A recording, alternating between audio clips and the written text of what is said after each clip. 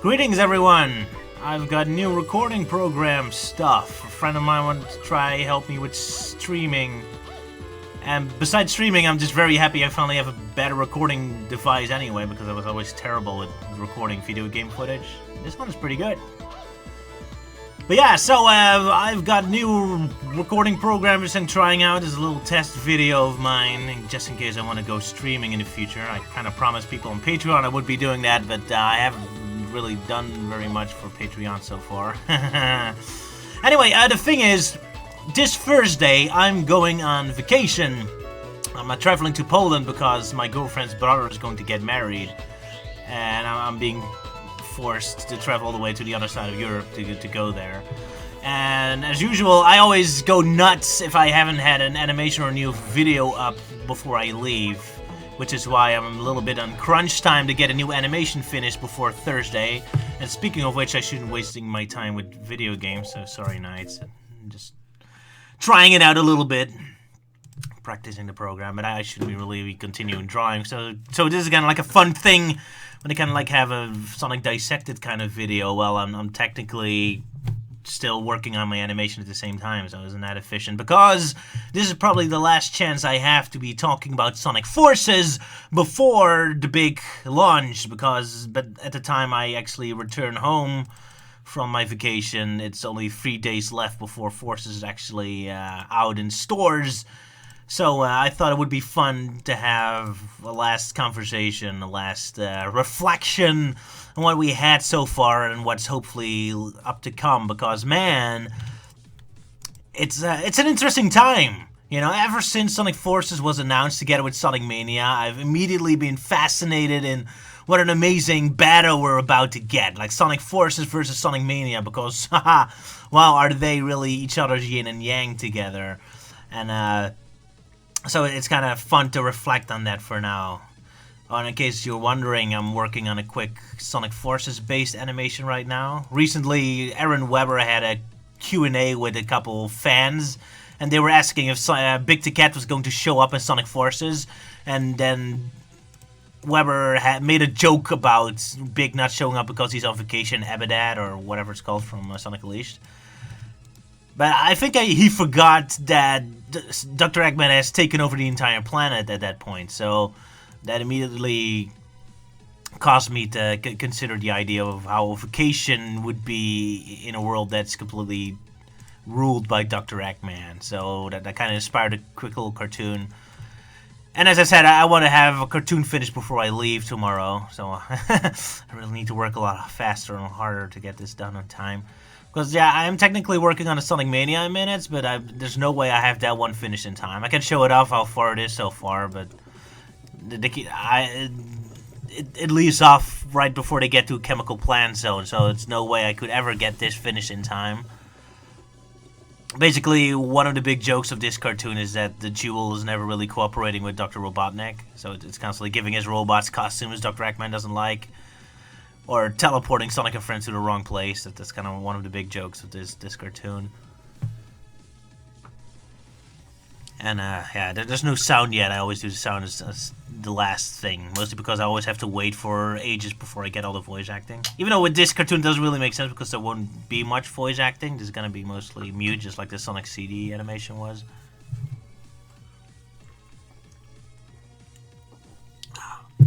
But as a matter of habit, I do animation if that's one of my last steps now, and unless timing is really essential. Anyway, yeah, so now I'm working on a Big the Cat cartoon based on Forces instead. Basically starting with a dramatic intro telling us that, telling the story about Aaron Weber. One of the few times I actually have a meta set up. But as soon as this intro is over, it's all in-universe logic kind of stuff. But I think I misspelled it. I might have to fix that before, even though I'll probably forget before I upload. Big the Cat's trying to fish, the robot's chasing the fish away, and having no respect for poor little Big. Although, hey, at least he got his fish because they got all shot. Like a little hotel. a bar, and then there's the news telling us that Dr. Eggman took over the planet and nobody cares in true Sonic Unleashed fashion, except for one guy, but not because that guy is smart, but because, of course, he's just been taken by Darkaya spirits. Darkaya. And that's about as far as I get, and I still have a long way to go, so no time to waste. There's gonna be a really rushing animation. It's gonna have even more terrible drawing than usual. But yeah, it's been a while since I finished an animation in 1 week time, so let's see if I can still pull that off. Because the last few animations took way too long. I've been really slow.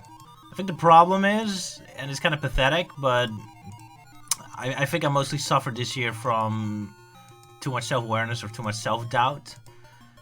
And usually that's very good, because then you start to self-improve, which I have a little bit. I'm using way more reference pictures these days. And I'm more experimental with art styles and all that. Such as the background, which yet again is a 3D model. The cafe, at least, because it's a recurring location. It's very easy to get a lot of shots this way. Not to mention I want the cafe to have lots of details. Because that's cafes, they always have lots of details. But even though I have a little bits of improvement, but not much, I think most people probably think it still looks not all that different than from different years, so... I think my self-doubt at this moment is only just slowing me down and not really making me any better, so it's really just a waste of time, a waste of energy.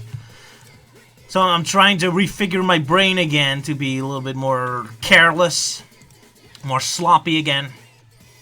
So, because the quality of the animation doesn't improve or de-improve all that much from it, but my productivity does. So yeah, I'm on crunch time right now. Fortunately, my girlfriend is helping a little bit. Like, there's a couple drawings already sent to her in black and white, and she colored them for me. Like, a couple backgrounds and a couple characters. Including Dr. Eggman doing a silly dance there. So even though I'm slow to this point, but that's because I also already drew a couple things from later sequences, so... I hope when I get to the later sequences, the animating will go much faster. Because I don't have to draw new backgrounds and new characters anymore. It's just a matter of manipulating the visuals. But yeah, so enough about my stupid crappy animation, which hopefully will be done tomorrow, and otherwise it's gonna take more than a week because I won't be available for animating for a while after tomorrow. But anyway, let's talk about Sonic Forces. Because as I said before, Sonic Forces is so fascinating, especially when you put it next to Sonic Mania. They're really yin and yang together, and I found it fascinating to compare together. It's a lot of people call it like 3D versus 2D Sonic, which I vividly disagree with, because Sonic Forces technically also is a 2D game. In fact, that's like a quote I should be showing you, because this is very rare. Sonic Team actually described their game for once in a way to actually agree with. Most of the time they just keep calling Sonic Forces a 3D speed action game, which like, it's not that 3D. Like they're playing mental mind games with us, but at one point they actually said something very honest for once. In this article, Sonic Adventure 3 may never happen. Yeah, whatever. This quote. Sonic Forces reinvents traditional Sonic gameplay by molding a 3D space around it, as opposed to adapting the 2D action for a 3D environment. Throw in an additional gimmick. Yeah, okay, that's not very important, but this part. So basically it said that instead of taking 2D gameplay and then translating it to a 3D gameplay style, they keep the 2D action and just mold a 3D space around it, so the 3D is mostly an illusion. And ever since I saw this quote, it clicked in my brain. I was like, yes, this is exactly what they're doing. This is why there's so many 2D sections. This is why the 3D sections are so linear. Well, I might as well just show off a little gameplay while I'm talking about this to demonstrate. Like, again, it's very straightforward, you know? Like, there's... See, technically this is 3D, but you're never really required to go up and down. I mean, check this out. Even you'd think this is like a 3D part, right? Where you have to walk here and then jump here and then jump here. But when you pay attention to the character, he's actually jumping through the platform. So it's still 2D movement. You don't have to walk toward the camera. You can just stay in the same spot and just keep jumping. So it's really fake three-dimensional gameplay. It really is just 2D. This game really is designed like a 2D game. Which is why constantly every single time I see comments like, "Oh, I hope Sonic Forces fails, so Sonic Team starts making 3D games again." I mean 2D games again. It's like, dude, this is Sonic Team making a 2D game. I'm afraid. So, sorry, took a little bit of a drink. The problem is not 3D. The problem is that Sonic Team is really simplifying level design and physics. And that's one of the most interesting themes between Forces and Mania. It's not so much 2D versus 3D, it's more complexity versus tight simplicity. Like Sonic Mania is very complicated. Well, not super complicated, but its level design is very sprawling. It goes all over the place. There's different directions, different courses, different layouts. It's very complex. You constantly need to figure out where you're going and all that, and there's lots of hidden depths with the physics and how you control Sonic, so there's a lot of complexity to that game, where Sonic Forces is really streamlining everything into a very simplistic, straight platformer. It really reminds me of a lot of old NES and Super Nintendo games. I still like it more than Colors. Like, the problem with Colors isn't so much it's so much 2D, or even the blockiness, I wouldn't mind that much. Even though it is out of place in a Sonic game, but the focus just wasn't on speed. The focus was on puzzles and was on very claustrophobic, specific jumps. And I haven't seen Forces do that yet. So far, I'm not super alarmed or disgusted by the gameplay yet. So far, the gameplay actually does look fun to play. It is not what I would want a Sonic to be. It's not my preference, but it's not like a bad thing either. So far, Sonic Forces gameplay to me is on the same level as Sonic Boom Fire and Ice, which is a game I also very much enjoyed, even though it's definitely not a type of Sonic game that would be my preference. But yeah, so it really is about Sonic Team taking the old Sonic games and streamlining them and simplifying them for a new audience, so it's more tight and more quicker to grasp. Now, whether that's a good thing or a bad thing depends on people. Like, of course, most Sonic fans are screaming that's a bad thing and want it to be reversed. So again, that's why it's going to be super interesting to see how well Sonic Mania will be doing versus Sonic Forces in terms of sales. And I'm really waiting for sales of Sonic Mania to be revealed. So far, we haven't really seen any hard numbers yet, except for the Steam. Steam is the only one that actually gave the numbers how well Sonic Mania sold, and it wasn't very good. Only 100,000 units or something. Now, of course, you would be saying, well, the Steam version is 2 weeks old and had DRM that chased a lot of people away, and that's true. On the other hand, sorry, I have a lot of friends who were interested in Sonic Mania, but specifically wanted to have the Steam version because they didn't have money for the new consoles yet. So I don't think we should be dismissing the importance of Steam when it comes to sales numbers either. Like, because not everyone had the option to not get the Steam version anymore. Not everyone had a Switch or a PlayStation 4. Of course, I did have the game on the PlayStation 4. And I'm gonna get Sonic Forces also on the PlayStation 4.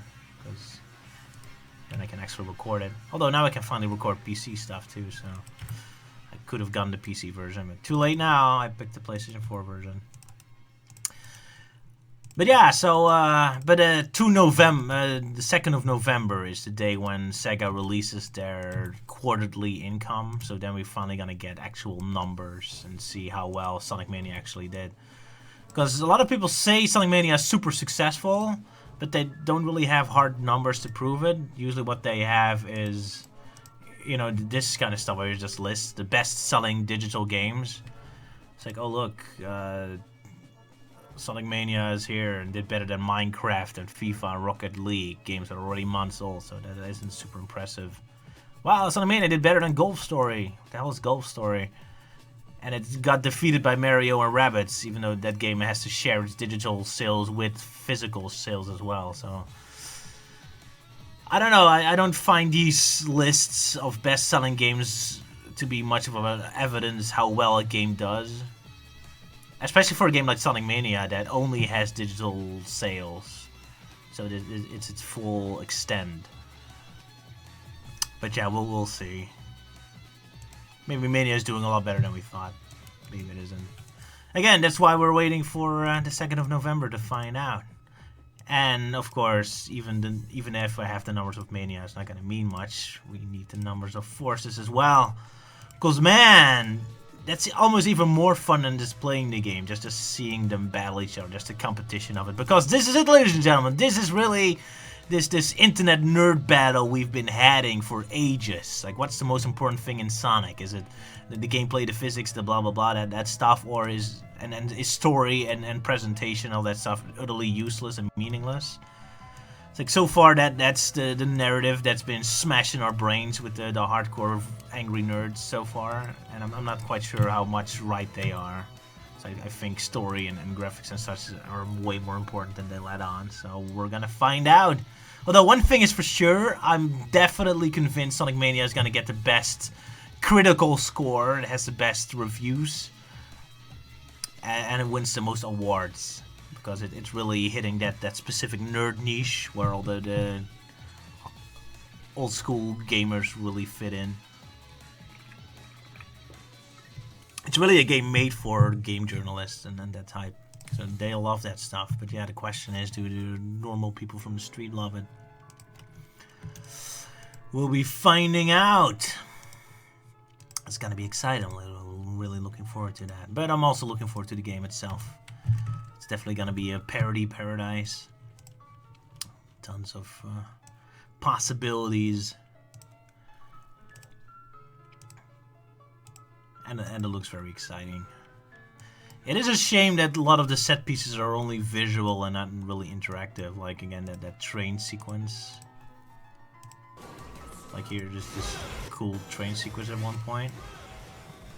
It's only like a cutscene. That's really a shame. Like, I really wish it led to like an actual interactive bit here. What if this would lead to the Sonic Triple Trouble boss fight where you're on a train, or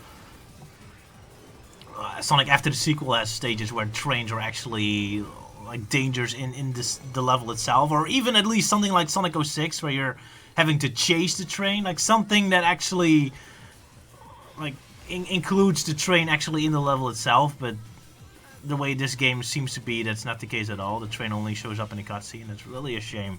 Although the cutscene itself is amazing. I love it. I love the music. It's really intense. Another thing that's fascinating about Sonic Forces is, like, ever since like Aaron Webber took over the marketing and the new voice actors, like the current team, the American localization team of Sonic, is really tailored toward comedy, lighthearted Sonic. Like they literally came in as soon as that era started. This is their first foray, pardon, in a more dramatic, serious Sonic game. So this is gonna be their big test. Like for the Japanese team, they've been through all the eras themselves, so they can just jump in and out. But a lot of the team, this is their first serious Sonic game, so it's really fascinating in that regard. Because I always wondered how Weber would be doing to promote a Sonic game that's actually serious, because his entire shtick is just constant meta jokes and detachment humor. Like, and for a game like Sonic Lost World, where nothing matters and everything is just an in-joke anyway, that doesn't really matter. But it's like he was a dream he's a dream PR guy to have for something like Sonic, for Lego Dimensions. But for Sonic Forces, he's completely out of place. And you can notice that because I haven't really seen the current team really do a good job promoting Sonic Forces yet. They can't really do much other than just showing, giving us the music and all that. But the team themselves really can't add anything to this. Like, this is so out of their league, out of their comfort zone, and how to approach the franchise. Because that's the wonderful thing about the Japanese. They're so shameless about it. They just embrace whatever they're doing. So you go to the story trailer of the Japanese version, and it's filled with emotion and shameless excitement. XO! Let's go! Let's fight! Yeah! Battle! War! Let's do this! Excitement! And then you go to the American version, it's way more held back, and way more like sarcastic and detached. Like, ooh, don't be excited about what's going on. That's cheesy and awkward. And like they always feel a little uncomfortable with going nuts. Although I still think they do an okay job. Ever since LEGO Dimensions, the current voice acting team really impressed me. Like they showed a lot of range there, and not just comedy range, but even like serious range. Like Dr. Eggman actually sounds angry at one point. It's kind of sad that LEGO Dimensions is one of the more serious parts they had.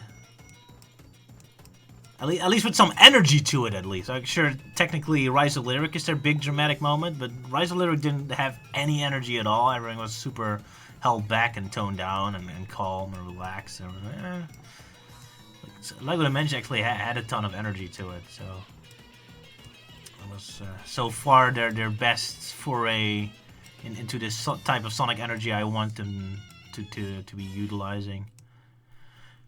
But now with Sonic Force is really going full back to crazy energetic adventure Sonic, so it's gonna be fun watching how they'll manage so far out of their comfort zone. Do I have predictions about the story? Not many. I do think the OC character is gonna die in the end, mostly because it seems very unlikely he's gonna return, or she's gonna return in future games, because every single time they bring them back in a new game, they will have to drag the entire customization aspect of it back. And that's probably makes the programming very unstable and immediately takes up a lot of space just for one character. And I think Iizuka really wants to make sure that no one will ever ask him if the OC character is gonna come back in future games, so I'm pretty sure that they're gonna get killed off, or at least very definitely sent off at the end. A lot of people think the OC character is gonna be Infinite himself, but I don't think that. Mostly because Infinite has a very specific design, while the OC characters can change, so I'm not sure how that works. But I might be wrong, who knows? Other than that, I only have one other prediction, and that's that I'm gonna hate Tails. I mean, just look at it, how his rendering looks terrible. Where's Sonic Force's Tails render? Let's see, where is it?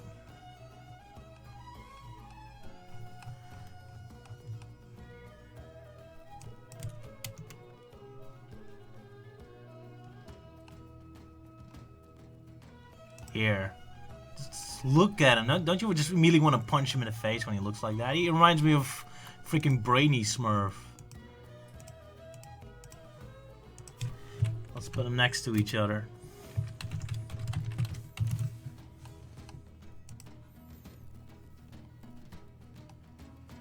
There.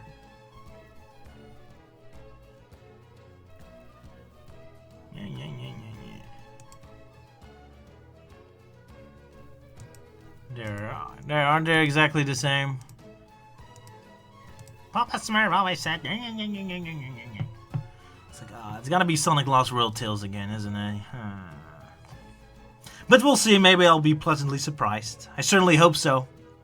But yeah, since I saw this render, I was immediately like, oh no, it is not gonna be cute, classic, or adventure style Tales. It's gonna be Lost World Tales again. It's gonna be little bitch Tales. Blah.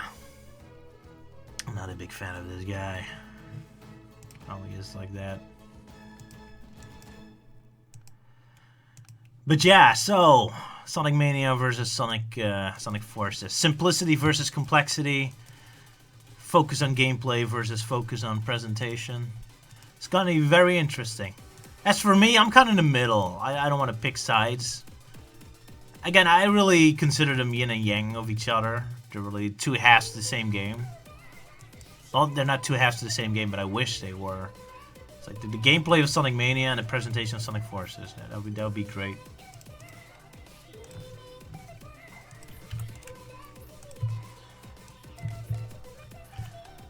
But yeah, so Sonic Mania was interesting to play, but it did left a lot of wanting for actually feeling like a proper adventure.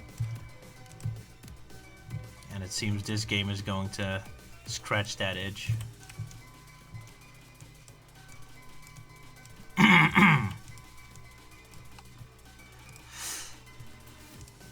So then, if we have both games, then we had the full experience. Hooray! And to be honest, the gameplay doesn't look too bad.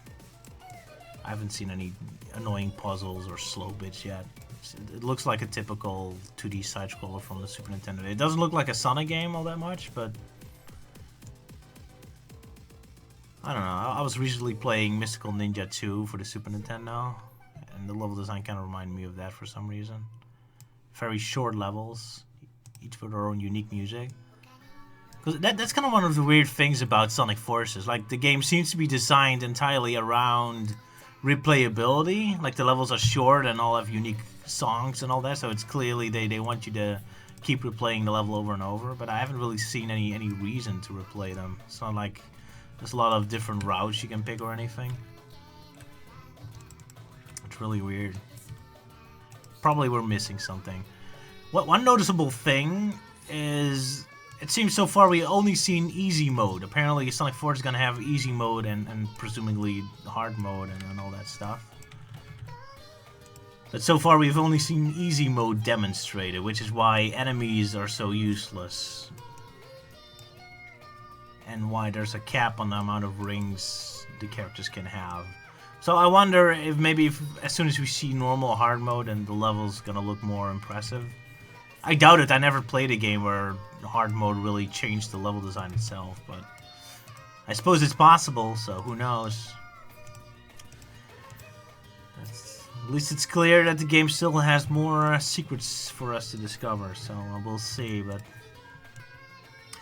so far I'm liking what I see. It's not quite what I want out of a Sonic game in terms of gameplay, but at least, at the worst, it's harmless. And at the best, it is kind of fun, so I'll be having a good time. Well, let me check this Sonic Unleashed cutscene again. Yeah, I get to the point. Oh, yeah, those little purple thingies, and well, this is a lazy, quickly made animation, so I'm not sure how far I should copy the facts and actually draw those Dargaea monsters. I mean, during Sonic Unleashed, Dargaea is at its most powerful. Well, now he's supposed to be hidden away, so maybe I can get away with it if only the little purple thingies show up and not the actual monsters. Saves me some drawing.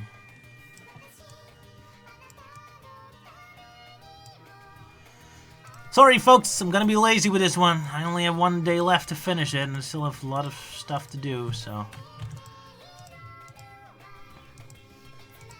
you'll have to forgive me for not copying Sonic Unleashed to the letter. Again, let's just say that because Dargaea is sealed away again, he's not quite as powerful as he was in Unleashed, so his effects are minimized.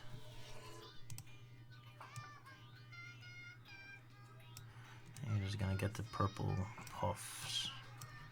I really hate Flash for always doing this annoying stuff. It's constantly like screwing around with the thickness of the lines. It's like the main reason why I wanted a different drawing program, although I haven't really found a comfortable, efficient drawing program yet, so for this cartoon I'm back at Flash, because I don't have time for experimenting. I have to get this finished, and quickly. So I'm just gonna have to deal with the annoying thickness problem.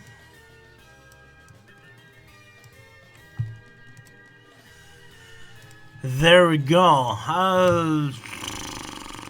Anything else left to say?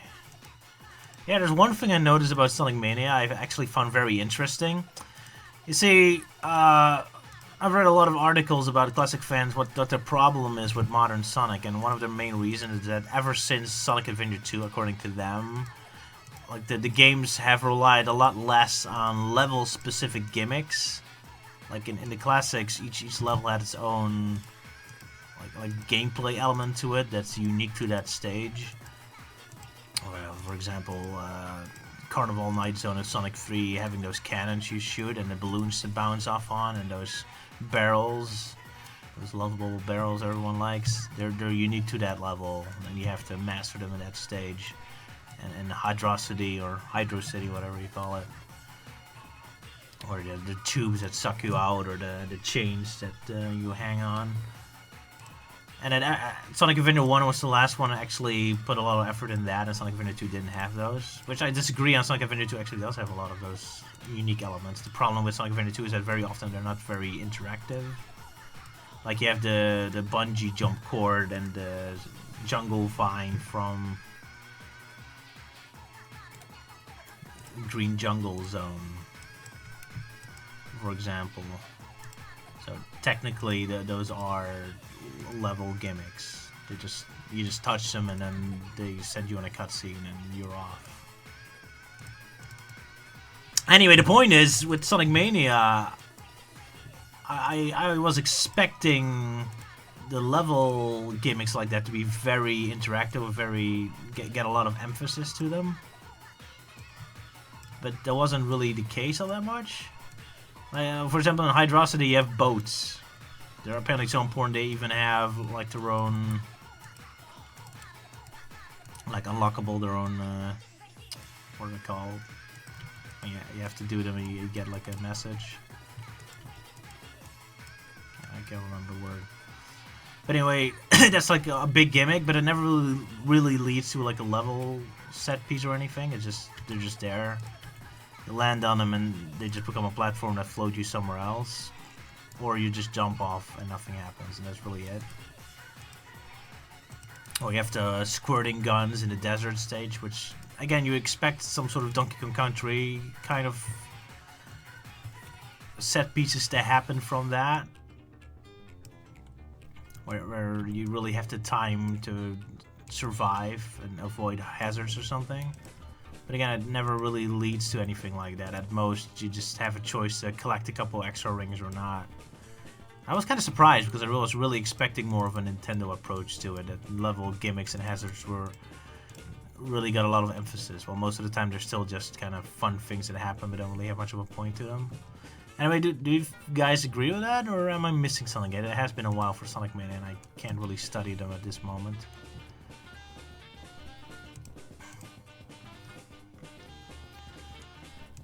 Maybe I'm misremembering. Although I do remember the snow level having those ice cubes are very difficult to break. That occasionally led to actual puzzles. But that was just random thinking anyway.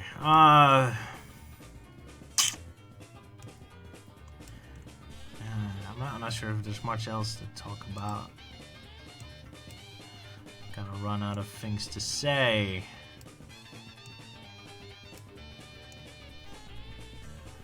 I'll just end the video anyway.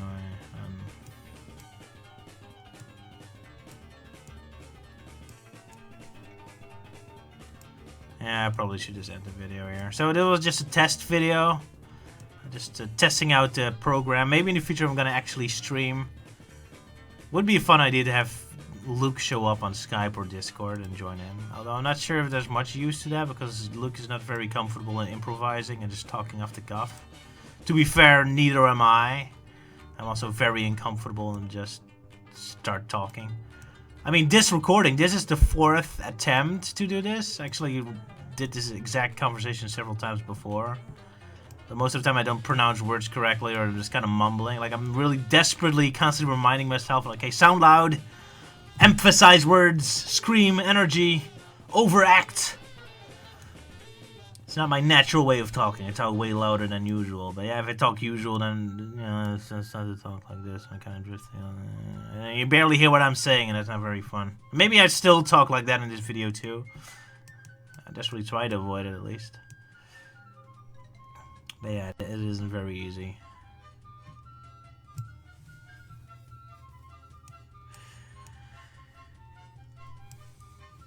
It's not natural for me to keep talking like this. So, yeah, I think this should be it. Yeah, so let me know in the comments if this was interesting or not, and if I should do this more often on an actual live stream so you can actually comment on it. This is done on in advance so I can still edit it in case I screw up, because it's still a test. I'm still trying to figure out the program. Anyway, yeah, yeah. Okay, let's finish this big to get from behind. This wonderful, amazing drawing. It's perfect. Let's let that be the last beautiful visual you get from this video. All my wacky Asterix pirate music plays in the background.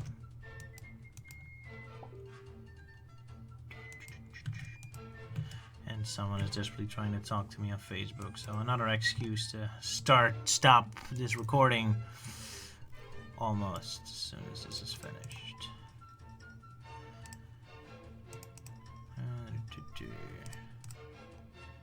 There, masterpiece, beautiful.